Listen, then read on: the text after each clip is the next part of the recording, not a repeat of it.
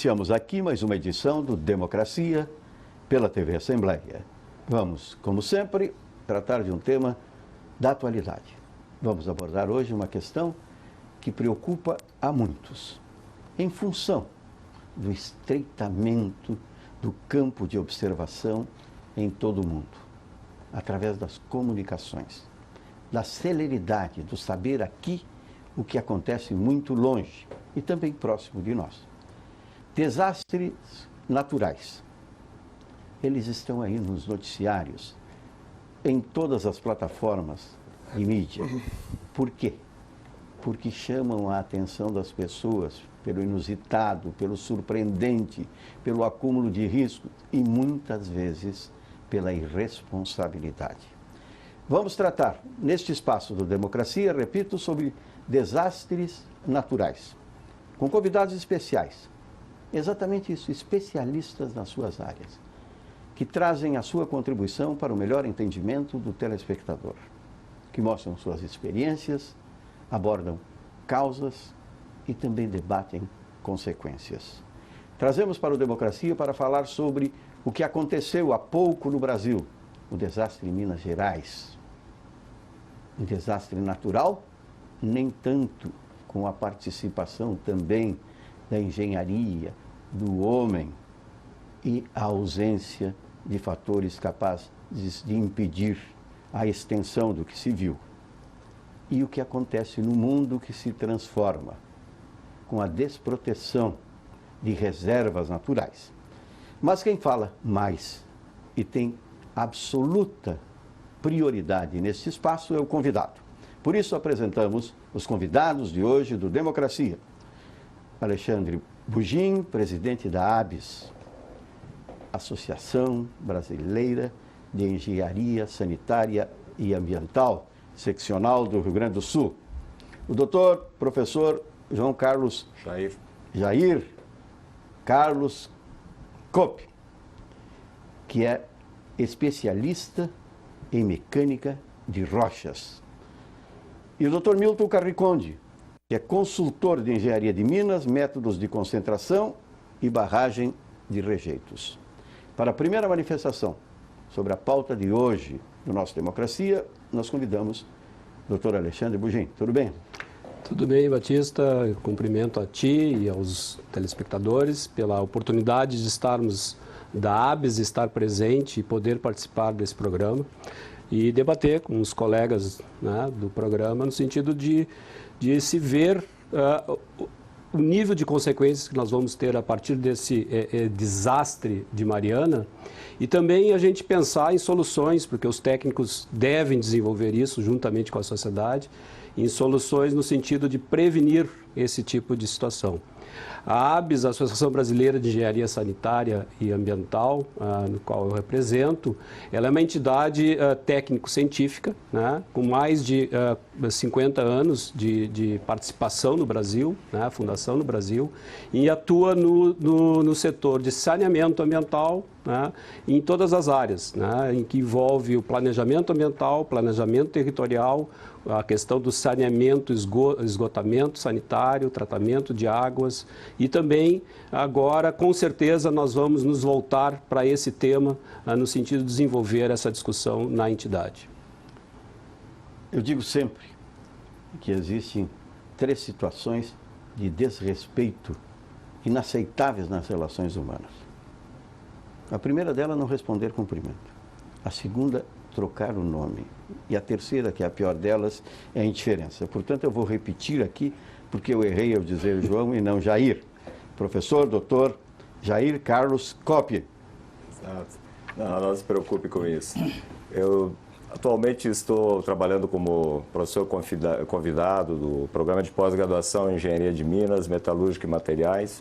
E acredito, né, que o convite também está ligado a essa situação.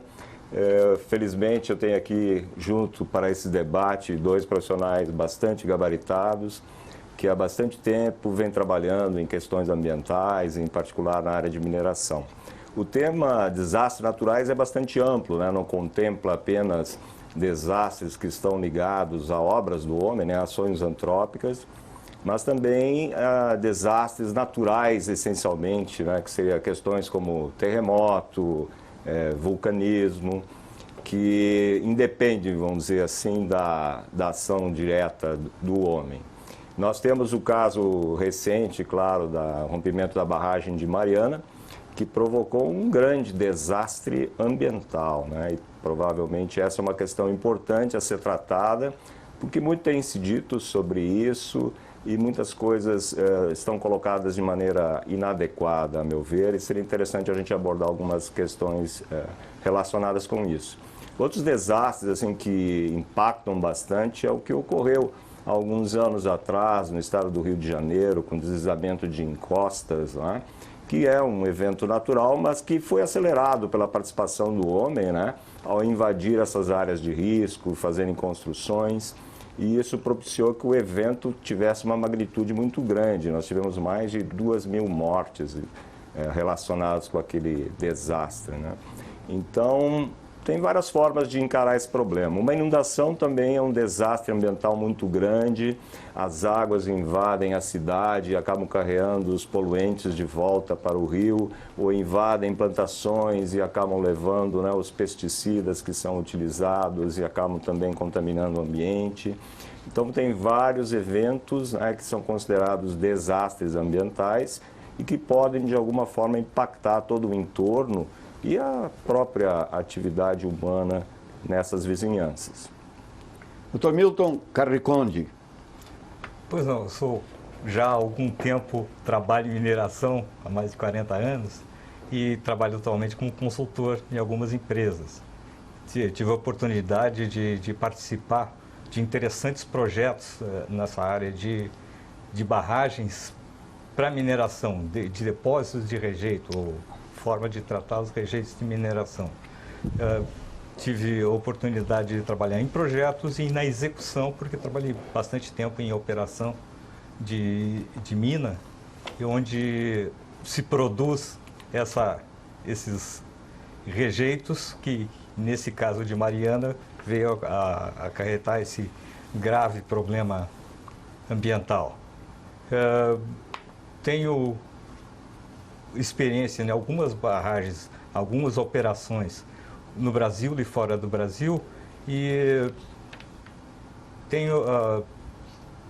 trabalho atualmente também com consultoria para a universidade em alguns assuntos relacionados à mineração. Desastres naturais, o tema do Democracia, que absorve, que envolve todas as questões que foram levantadas na primeira manifestação dos nossos convidados. Existem termos que caem em desuso, mas que em suas épocas classificavam exatamente o que ocorria. Eu lembro que falavam, quando dos desastres naturais, na fúria dos elementos. Isso não se diz mais, mas continua acontecendo, não, Alexandre? A gente pode considerar desastres naturais, né? A questão, como o Jair colocou, questão de terremotos, cheias, ocorrências de furacões, né? Situações em que o homem não domina a causa, né? Mas, no entanto, o que nós temos que ver é que talvez o homem não está preparado, a sociedade, inclusive no Brasil, no meu entendimento, nós não estamos preparados para atender à emergência dessas situações, né? E também existe uma prevenção necessária, e aí entra a questão de planejamento do uso do solo, né? Entra a questão de prevenção da ocupação territorial, que deve prever em algum momento a possibilidade de algum tipo de ocorrência, né, desse tipo. O caso de Mariana, ele não pode ser considerado um desastre natural, né, porque houve intervenção, houve a construção de uma barragem. A consequência, né, foi um desastre. A consequência é um desastre de magnitude ambiental, de magnitude talvez, tomara que seja o maior, né, é o maior, com certeza, e tomara que seja o último que aconteça no Brasil, né? Mas o que se vê nesse caso de Mariana é aquilo que eu comentei antes. Nós não estamos preparados para o atendimento de emergência, né? Talvez algumas vidas, não todas, mas algumas vidas poderiam ter sido poupadas nesse caso, se tivesse todos os sistemas de emergências rapidamente atendido, né? O que se viu agora, a partir de relatos da população, da comunidade que foi atingida, é que não houve alertas, né, no momento que ocorreu o rompimento, né? Talvez tivesse sido uma situação mais de controle maior da população e da empresa, no caso.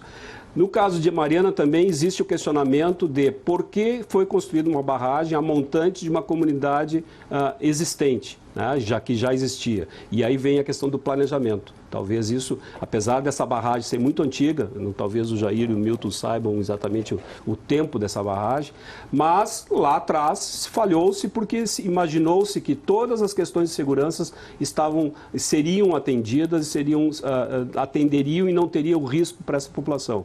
Mas isso vale como lição a partir de novas concepções, de nós planejarmos locais de instalação desses dispositivos que são necessários para o setor, né, econômico, para o setor de mineração, são necessários, mas certamente vai se redobrar os critérios em termos de segurança, em termos de prevenção e planejamento. Depois da porta arrombada, né, Jair? Normalmente as coisas acontecem dessa forma, né? O Alexandre falou que, na verdade, em outras palavras, a gente não aprende muito com os desastres e ele espera que esse seja o último evento, né? A gente tem certeza, por outro lado, que vão acontecer outros e outros eventos, porque a gente normalmente não aprende sobre isso. E existem vários outros pontos espalhados pelo Brasil aí que certamente em algum momento vão provocar algum desastre ambiental. Quando a gente permite, né, que a população de baixa renda ou não ocupe uma área de risco, a gente está esperando que ela venha a sofrer daqui a algum tempo algum tipo de problema. Então você permite que uma população ocupe áreas de inundação. O que se espera que vai acontecer na próxima inundação que ocorrer? Problema, um desastre ambiental, uma série de inconvenientes, custos elevados e assim sucessivamente. E na área de engenharia também acontece isso. A gente já teve desabamentos de viadutos, né?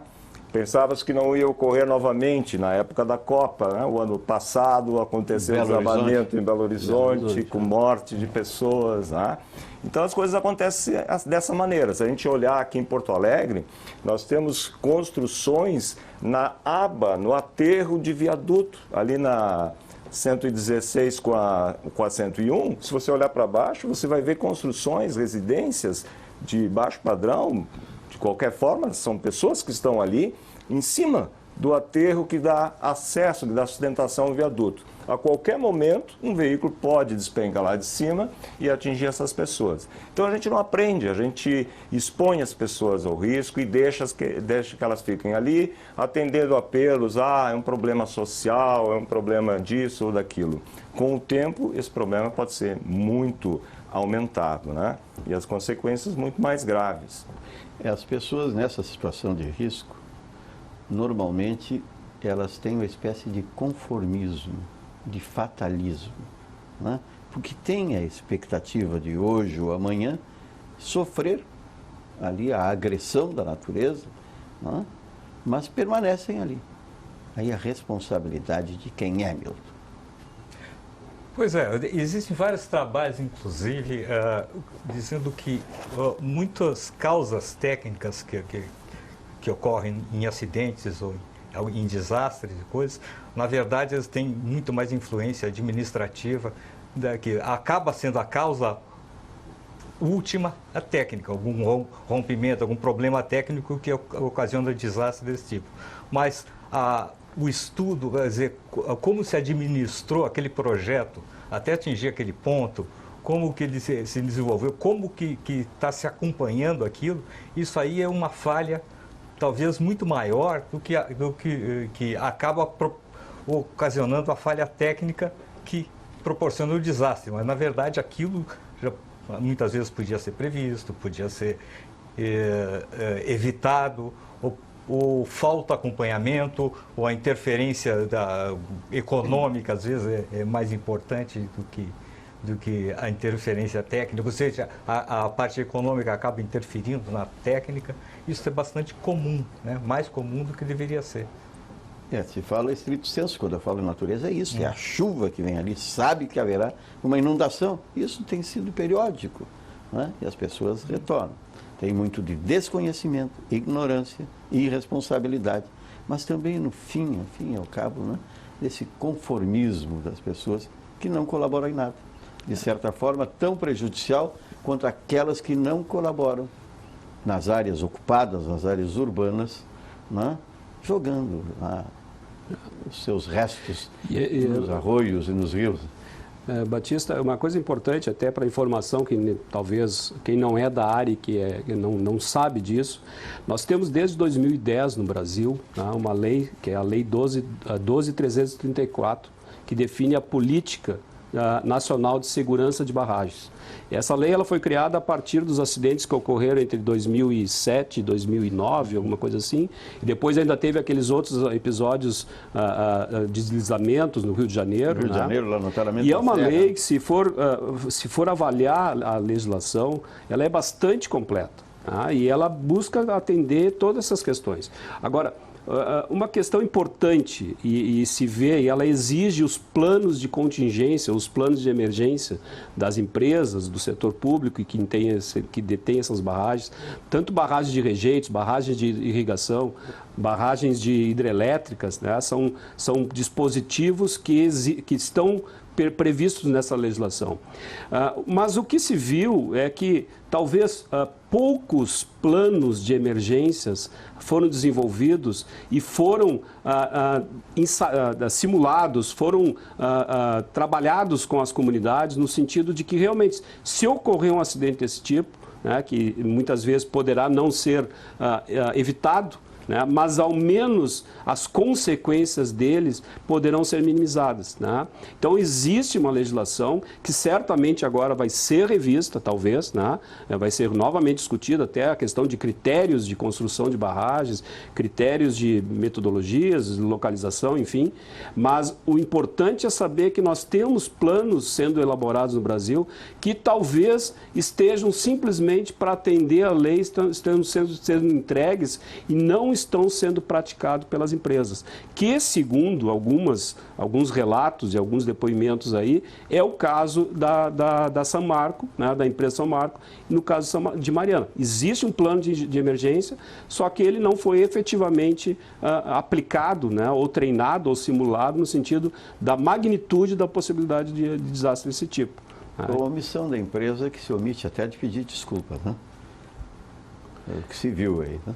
Eu acho que até o poder público, na minha visão, acho que demorou muito para agir nesse caso de Mariana. No meu entendimento, a presidente Dilma, no outro dia, deveria estar lá. E ela levou alguns dias para visitar os locais. Né? Estava no exterior. Né? Pois é, mas e o vice-presidente? O presidente do exercício do Brasil, quando a presidente está no exterior, é o vice. E ele também não esteve. Quer dizer, então, o poder público não esteve, a empresa talvez demorou para atender, né? E é isso que nós temos que fazer com que ocorram mudanças. Né? Parece que as empresas, elas levam um choque e não sabem como agir, né? Elas não estão preparadas para uma ação imediata após um desastre dessa magnitude, né? A mesma coisa acontece quando cai um avião. A empresa demora para apresentar alguma coisa para todas as pessoas que estão interessadas, os parentes, os amigos, né? É sempre um problema para como tratar uma situação dessa ordem, dessa magnitude. A empresa não vem imediatamente, né, e informar o que ela vai fazer, como ela vai proceder para reparar o acontecido, qual seriam as possibilidades, né, de ocorrer novas rupturas, porque tem outras barragens lá, nesse caso específico, que estão envolvidas, né, e preocupa também as pessoas. Então ela tem que ter um mecanismo de responder de forma mais rápida, mais ágil quando ocorre uma situação dessas, né? No momento a gente não sabe muito bem, né, como ocorreu o evento, as causas ainda não foram identificadas. A gente pode formular hipóteses, né, de modo geral, de quais seriam essas possibilidades. Eu sei que a empresa eles já tinham feito um dam break, né, um plano de ruptura da barragem e analisado as consequências do que aconteceria caso ocorresse a ruptura da barragem. E eles simularam exatamente o que aconteceria e o impacto que representaria no entorno. E, efetivamente, o que eles tinham simulado está acontecendo na realidade. Se a gente olhar aquela barragem, ela está posicionada a 960 metros de altitude, né? Então, ela já tem um desnível em relação à cota do mar muito grande e ela permite, então, que ocorra esse escoamento rapidamente, em poucos dias. Um aumento de velocidade, tivemos distâncias percorridas muito grandes, de volumes muito grandes de material, tá? Então, a empresa já sabia disso. E, efetivamente, o que faltava ali é o plano de contingenciamento e a forma de como abordar essa situação. Por exemplo, se ocorrer o desastre, né, ocorrer a ruptura, qual seria o sinal que seria emitido para a comunidade e o que seria feito? Você teria que treinar a comunidade a reagir àquele problema. Tocou a sirene interruptamente, quanto tempo você tem que tomar tal providência? Isso teria que ter um treinamento prévio para as pessoas saberem como agir e evitar as fatalidades que ocorreram, né? Nós estamos com um número bem elevado de pessoas já consideradas mortas, né? E algumas desaparecidas ainda, que deverá ser efetivado esse número de fatalidades bem razoável, bem grande. É o maior desastre que nós tivemos no Brasil na área de mineração, em particular envolvendo barragens de rejeito. Não tem nada parecido. Tivemos grandes desastres em 2001, 2007, o ano passado também teve um desastre lá em Itabirito, lá em Minas Gerais, que o pessoal foi fazer uma escavação no pé da barragem, descalçou o pé da barragem e caiu o material em cima do operador, morreu o operador. Mas é uma questão de desconhecimento técnico. Exato, ali foi barberagem, era uma barragem já desativada e não sei o que aconteceu lá, mas são coisas que você vai conduzindo, né? Evitáveis. E no caso de Mariana, as causas não vão se concentrar apenas em uma causa. Isso são várias causas associadas, série de fatores que contribuíram para essa ruptura. São nós de uma teia, né? Exato. Toda obra de engenharia, principalmente, a mineração é uma atividade de risco. Os riscos iminentes, mas riscos, a maior parte deles conhecidos, né? Riscos geológicos, risco da própria operação, né? E normalmente é feito, né, em toda obra, isso aí, um plano de avaliação de riscos, onde justamente, como o Jair falou,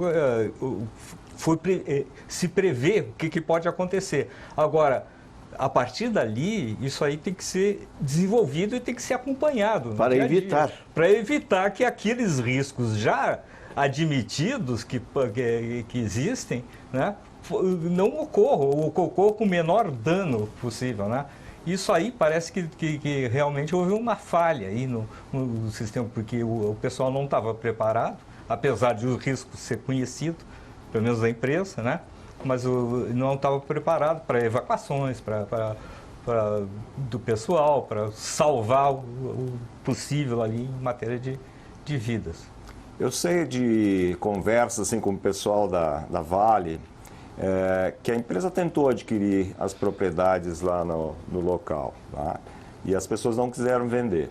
Elas não quiseram vender por vários motivos. Até a gente viu entrevistas dessas pessoas lá na televisão dizendo que não querem sair, mesmo com aquela situação, mesmo depois do desastre, porque é ali que elas cresceram, criaram naquela condição, então gostam dali e não querem sair. A empresa tentou adquirir, mas não teve sucesso, que seria um aspecto, pelo menos para evitar, vamos dizer, o impacto sobre a população imediata, né? Porque o desastre ele ocorreu em toda a extensão, né? São mais de 600 quilômetros ao longo do Rio Doce, né? Que se propagou aquela lama. E outra questão que não se tem resposta ainda é por quanto tempo nós vamos ter consequências do desastre, né? Eu acho, no meu entendimento, acho que a questão da qualidade da água do Rio Doce, ele deve ser de uma forma até um prazo menor do que tem algumas informações, umas previsões, né? Porque a água ela tem uma capacidade, né, no momento que começa ciclos hidrológicos e tal, de se autodepurar, né? Agora, existe toda uma questão de comunidade biótica, né, vida de animais, fauna, flora ao longo do Rio Doce, ao longo de até o oceano, que realmente eu acho que vai ser um bom né, exemplo de pesquisa, no sentido de avaliar a consequência de um desastre e o tempo de que o ambiente consegue se recuperar. Porque o ambiente vai se recuperar. Isso a natureza ela tem uma capacidade de recuperação muito alta, sabe? Sem a intervenção, e certamente vai ser. Agora, qual o tempo é uma coisa que acho que as universidades com certeza vão se deparar no sentido de pesquisar e acompanhar isso aí. Consequentemente, as empresas, e aí vem uma questão talvez positiva nessa tragédia toda, que nós estamos falando da maior empresa de mineração do Brasil, a Vale, e uma das maiores, a BP, eu acho que é a maior do mundo. Então, maior do mundo. São empresas que, mal ou bem, apesar de todas as questões que vão ser responsabilizadas, mas elas têm condições de arcar com esse custo por um bom período. Agora, se ocorre um desastre desse, com uma empresa de uma capacidade menor, aí realmente vai ficar a cargo da sociedade, do poder público, assumir com todos esses prejuízos. Quer dizer, sofrem prejuízos todos e quebra a empresa. A estimativa, o que não é o caso. A estimativa de recuperação dessa área é apenas o que eu acho, mas é pelo menos uma década aí que, dependendo das condições de chuva ao longo do tempo, isso é uma coisa muito extensa. E já há uma previsão de quanto vai custar isso para as empresas. Já tenho conhecimento um pouco adiantado do que o pessoal já está estimando, coisas de valores da ordem de 14 bilhões de reais. Eu tinha estimado em torno de 15 bilhões, mais ou menos, no mínimo. Esse é o número que está se trabalhando. Tempo. Então é um custo extraordinário. Basta ver as notícias de todo dia da situação do estado do Rio Grande do Sul e quantos bilhões. Exatamente. Cerca de meio ano ou mais de dificuldades do estado. Se a Samarco não fosse uma empresa, vamos supor, da Vale e da BHP, que tem seus recursos fora daquilo, realmente ela não teria como recuperar. Eu lembro, o ano passado aconteceu no Canadá um desastre semelhante, talvez a intensidade um pouco menor que isso. Uma empresa também, exatamente uma área de rejeito, que rompeu na British Columbia, e a primeira avaliação dos custos disso seriam 600 milhões de dólares, que toda a operação não rendeu isso aí, não produziu isso, ou seja, então é um dos... É o que causa um desequilíbrio, uma forma inevitável de prejuízo e um prejuízo absolutamente irrecuperável. Por isso voltaremos a este tema daqui a instantes, no segundo momento do Democracia, aqui pela TV Assembleia.